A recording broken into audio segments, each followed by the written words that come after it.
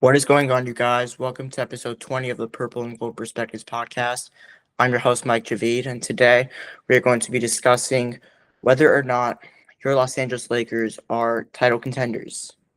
So far, the Lakers have gotten off to their best start since the 2020 to 2021 season, where they started off 21-6, but then Anthony Davis went down with an injury.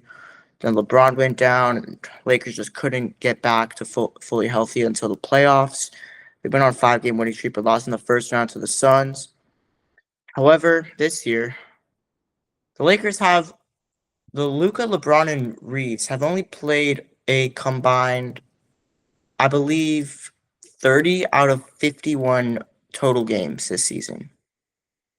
LeBron's played only 3. Reeves, I think, has missed 4, and then Luka's also missed 4. So it just shows you this Lakers team, it really does feel a lot different to last year. Even though last night's win against the Clippers, it did feel a bit similar to last year. I mean, the defensive schemes, they were pretty similar considering DeAndre Ayton was out. They had Zubac. We were just trying to limit him, which we did a good job of that. And so anyways, let's just get right into it. So are the Lakers truly contenders? So there's a couple things you need to, at least in my opinion, if you want to win a championship. So you have to have a top 10 player in the league. You have to have a good defense. You have to have good depth. You have to have a top 4 seed. Usually that stat used to be top 3, as I was saying all of last season. This year I've kind of made it top 4, considering there's so much parity in today's NBA. So I think you could get away with winning as a 4 seed. 5 to 8, I don't see any of them winning. Anyways, obviously the first thing you need, that star. You have that. You have Luka Doncic. I'd say the third best player in the game right now, behind Nikola Jokic and Shai Gilgeous-Alexander. He's been obviously very good this season. He's averaging, I think, 35 points a game. Efficient. He's not shooting the 3 ball very well, though he did shoot very well last night. As he started off 4 of 4, and he was like 6 of 10 or 7 of 14 from 7 of 12 from 3. But on the season, Luka is averaging 35, 9 and 9, 47% from the field, 33% from 3, 79% from the line. MVP numbers, his defense has improved. He's in championship shape, and he's playing championship basketball. As I'm not the biggest fan usually of heliocentric basketball, but this season I feel like Luka, you could just tell he's just so much stronger than most players who do it. Like Trae Young, Harden, they're never gonna win anything, but Luka, he can just bully smaller defenders. And then another thing you need, I forgot to say that first, but to me, you need at least 2 or 3 guys who can take the pressure off of Luka, or out of your star. In this case, it is Luka. Well, you have that, and Austin Reeves, who's been unbelievable this season. He's averaging, I believe, like 28 points a game. His defense hasn't been that good, hasn't been bad either, but I do think it's going to be better as LeBron just going to play more games, take a little bit of that offensive load off of him. But Reeves, like as of now, you could argue Reeves is a top 30 player in the league. You could argue he's been an All NBA player so far. I'd probably argue he has. He should definitely be an All-Star right now, in my opinion. But it just depends. I don't know if the voters would give the Lakers 3 All-Stars, but I think Reeves definitely deserves it. Because LeBron is going to get in because of the fan voting. But Reeves is averaging, 28 points, 6 assists, or 6 rebounds, 7 assists, shooting 50% from the field, 32% from 3, and 88% from the line. Just good numbers. He's playing good basketball. They've been the best backward in the league this season. I don't even think that's close. Then you have LeBron. LeBron, he just got back from injury. He's played 3 games so far. Lakers are 3-0 in those games that he's played, averaging around 20 points a game. He's taken a statistical sacrifice. He's only averaging 18 points. However, he's shooting the ball efficiently. He's not turning the ball over. Yeah, he's averaging 9 assists a game, 2 turnovers. That's probably not going to continue all season, but it's a great sign to see that he has a 4.5 assist to turnover ratio, or at least around that. LeBron, as long as he's fully committed, just playing good defense, playing off the ball, letting Luka do his thing, letting Reeves do his thing, at least throughout the regular season, I think come playoff time, we could see one last amazing run out of LeBron. Third thing you need a good defense. Now, if you look at the Lakers roster, like if you look at it before the season, even right now, you think this is not a great defensive roster, which I get. Hasn't been very good defensively, or it wasn't very good defensively last season, but I think it's been a lot better this season so far.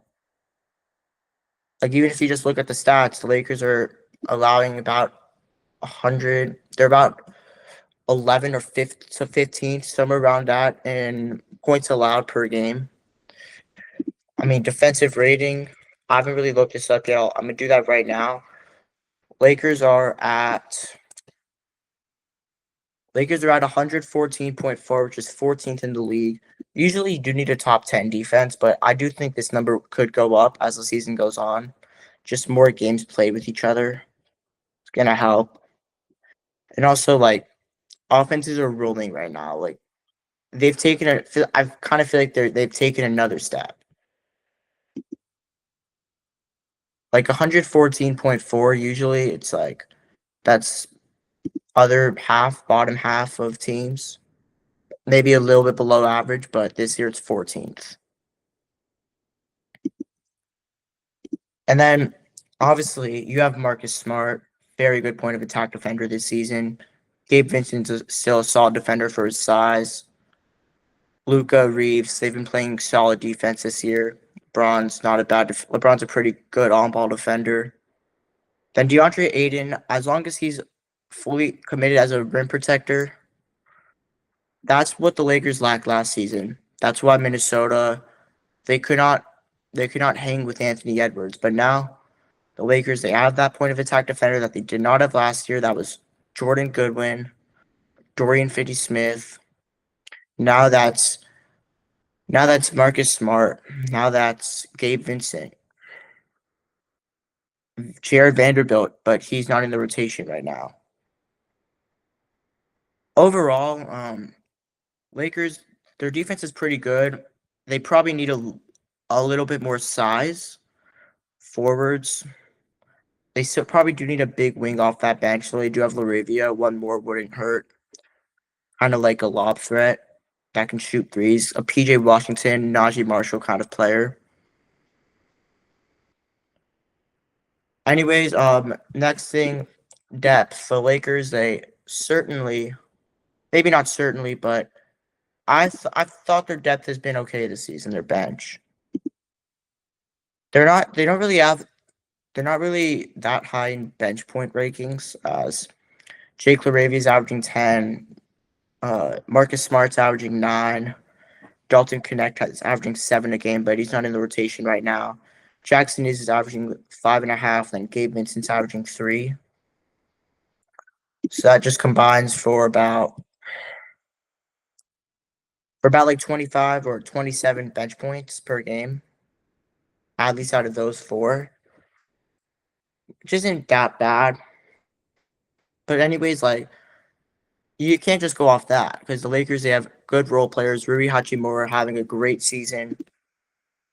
He's averaging 15 points a game and shooting super efficiently. He's shooting 57% from the field and 48% from 3. I didn't even know it was that high, but that's just unbelievable. DeAndre Ayton's having a great season. We talked about him averaging over 10 rebounds a game. He's at 8.4, but I don't care. He's playing very good basketball, I thought. And he's just locked in. He's like really motivated, probably his best season since the 2021 finals on 2020 to 2021 season. Jake LaRavia, he's not shooting the ball very well from three, especially as of late, last 10 games, shooting just 21.4%. On the season, he's shooting 34.6%, which is about league average. I do think that number will go up. He's been in a little bit of a slump. He's playing solid defense. He's hitting, just cutting to the rim. He's been great cutting to the basket this year. Just need to see this out of Jake all every game. Going to be huge for us. Jackson Hayes, I mean, he's not a bad backup center at all. If he can just play for 17 minutes a game, which is what he's averaging, just catch lobs from Luka Doncic and Reeves and LeBron, then rebound, just protect the rim. He's a very good backup center to have. Because we all know Luka elevates his backup centers the most out of most point guards we've seen in recent history. And then lastly, Gabe Vincent, Maxi Kleber, those two also get minutes. Kleber's been okay. He's only played 6 games. He's averaging 13 minutes in those 6 games he's played. He's been okay. He's just he's just there, honestly, playing solid defense. That's what I need. As long as he's playing defense, just giving us some size, fine with that. I don't really expect much of him anyways. Hopefully he can just hit threes. Then Gabe Vincent, as a point of attack defender, 3-point shooter. He's a bit small for his size. I don't know how many minutes. I don't think he'll get that many minutes come playoff time. And also don't really like how Gabe Vincent and Marcus Smart, they're playing. I don't like the lineups where they're on the floor together. I feel like they kind of cancel each other out, do similar things on the court. Would prefer it's like Gabe and Reeves and then Luka and Smart. But Gabe's been very good. Well, maybe not very good, but he's playing okay. He's not shooting well from three, but his defense is there. He's hustling, and I'm sure that percentage will go up. Like the Lakers right now are not shooting well from three in total on the season, but considering that this team will just be a lot better come later in the season. They're only shooting 34% from three. That number will go up to like 36%. Oh, then lastly, Marcus Smart. Forgot to talk about him, but he's been very good. He's impressed me a lot this season. He's not shooting well from the field. I don't really care. Shooting 25% from three, that's whatever to me. He's averaging 9 points a game, but he's averaging 2 steals a game. He had 7 steals against the Hornets. That was really good for him. He's just been playing good defense, hustling, giving the Lakers what they lacked last year. Kind of like Jared Vanderbilt, but a better version of him. And a better and smaller version. He's just hustling everywhere defensively. And then lastly, you need a top 4 seed this season. The Lakers should be able to get that, I think. It's pretty clear the top 4 teams in the West right now, it's probably going to stay around the same. Thunder at 1. I doubt that's going to change for any point of the season. They're probably going to control number 1 the whole season. Lakers, Nuggets, Rockets. I don't think the Lakers will be the 2 seed when the season concludes. I'd expect the Lakers to be either 3rd or 4th with Houston. I think Denver gets number 2. But the Lakers have been great. Like, you can't deny that, even with their injuries. It hasn't mattered. Lakers next upcoming games, it's a really easy schedule too. So this could also just give the Lakers more leverage to make a trade at the deadline. As you've got Dallas at home on a Friday. It's going to be a very fun game, obviously. Maybe AD's return to LA. I don't know if he'll play, though. Those comments might tend me to believe that he will play.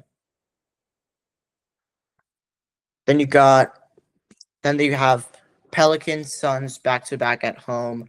Raptors, Celtics both back-to-back. Sixers at Utah at the Clippers. So a pretty long road trip. There is going to be a home NBA Cup game as the Lakers clinched Group B with that win over the Clippers. That's probably going to be December 9th or December 10th. Hopefully, Lakers will be able to go to Vegas. Maybe even win their second Cup championship in 3 years. Phoenix, Houston, Sacramento, just Detroit, Memphis twice, New Orleans, San Antonio, Milwaukee, Sacramento. Just some very easy games, honestly, until like January 21st. So this season's going to be very fun. It's been very fun so far. I'm really enjoying watching this team. Anyways, thank you guys so much for listening to the episode. Appreciate y'all for watching, and we'll see you guys next time. Peace out.